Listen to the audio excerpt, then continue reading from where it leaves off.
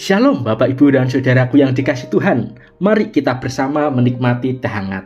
Teduhkan hati, hadirkan semangat. Pada saat ini kita akan membaca firman Tuhan yang diambil di dalam Injil Yohanes pasal yang ke-15 ayat yang ke-5 sampai ayat yang ke-8. Namun kita akan membacanya hanya pada ayat yang ke-5 saja. Demikianlah firman Tuhan. Akulah pokok anggur dan kamulah ranting-rantingnya. Barang siapa tinggal di dalam aku dan aku di dalam dia, ia berbuah banyak, sebab di luar aku kamu tidak dapat berbuat apa-apa. Bapak, Ibu, dan Saudaraku yang dikasihi Tuhan, ketika kita memiliki pohon buah, kita akan merasa bahagia jika pohon tersebut berbuah banyak. Dan ketika matang, kita dapat menikmatinya, bahkan dapat berbagi dengan orang-orang terdekat di sekitar kita.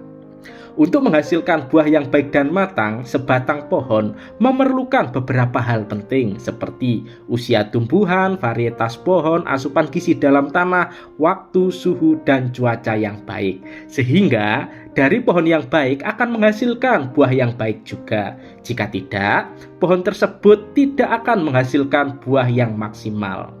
Demikian dengan kehidupan orang percaya, tindakan yang dilakukan ditentukan oleh pengetahuan, sikap hati, dan pengertian yang benar tentang firman Tuhan. Ketika kita membaca di dalam Injil Yohanes pasal yang ke-15 ayat yang ke-5 sampai ayat yang ke-8, Yesus menjelaskan bahwa para murid dan kita sekarang ini harus menghasilkan buah atau tindakan yang dapat dinikmati oleh semua orang. Mengapa hal ini harus dilakukan? Pertama, untuk menunjukkan kita terhubung dengan Kristus. Artinya, orang percaya mengerti dan memahami apa yang Yesus telah ajarkan di dalam kehidupannya. Sehingga perbuatan yang dilakukan menunjukkan bahwa kita adalah murid Kristus yang sejati. Karena firman Tuhan menginginkan orang percaya tidak hanya memahami, namun juga melakukan. Kedua, menunjukkan Tuhan ada di dalam dirinya. Dengan kebaikan dan kebenaran yang dilakukan, orang lain dapat menilai dan dapat mengetahui siapa diri kita, di mana tanpa sadar kita telah memperkenalkan Kristus melalui perbuatan kita, sehingga mereka mengakui bahwa kita adalah anak-anak Allah. Dan yang ketiga, untuk mempermuliakan Tuhan.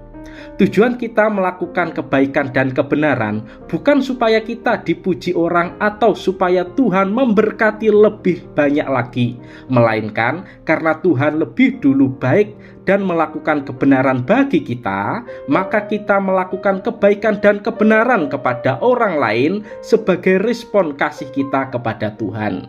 Pada akhirnya, nama Tuhanlah yang tetap dipermuliakan. Maka daripada itu, marilah kita bersama terus memiliki hubungan yang baik bersama dengan Tuhan, menunjukkan siapa diri kita, dan marilah kita melakukan kebenaran supaya Tuhan terus dipermuliakan di dalam kehidupan kita sehari-hari. Mari kita berdoa. Tuhan, kami bersyukur telah mengetahui bahwa kebenaran sejati hanya ada di dalam Yesus Kristus. Ajarkan kami untuk terus berbuah melalui tindakan yang boleh kami lakukan hari lepas hari. Karena kami percaya ya Tuhan, orang-orang terdekat kami dan orang-orang yang ada di sekeliling kami boleh terus mengenal Engkau. Inilah doa kami ya Tuhan, di dalam nama Tuhan Yesus, Tuhan dan Juru Selamat kami yang hidup, kami sudah berdoa. Amin.